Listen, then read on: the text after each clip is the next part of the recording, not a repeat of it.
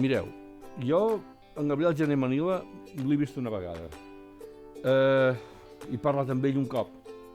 Va ser en unes jornades a Fraga, de contes. Va venir a parlar.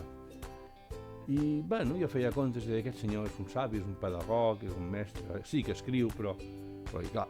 I de cop i volta comença i diu que a Mallorca o a Menorca, no recordo, hi havia un noi que cantava, i això el cançoner que hi havia treballat, i sortia i deia: bona nit, blanca rosella, plena de bones olors.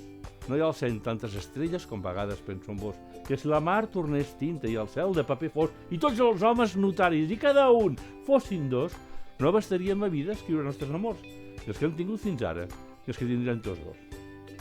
Clar, ell deia que això, si ho canta un minyó, una minyona, una lota, sota d'un balcó, la lota hauria de baixar relliscant desfeta per la paret de la casa, perquè és una cosa absolutament fantàstica. Però també em va explicar que això havia sortit d'un Talmud del segle XIII o XIV mallorquí, en què un jou deia que la grandesa de Nostre Senyor és tanta que si la mar fos tinta i el cel paper i tots els homes escrivissin les seves grandeses pels segles dels segles, mai no bastarien a dir-les totes.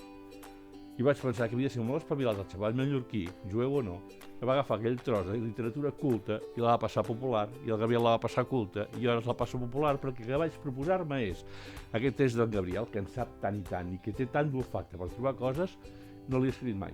Me'l vaig aprendre aquell dia. Vaig pensar, el citaràs malament, l'aprendràs malament, però és la gràcia de la cultura popular i dels contes, aprendre les coses de veritat.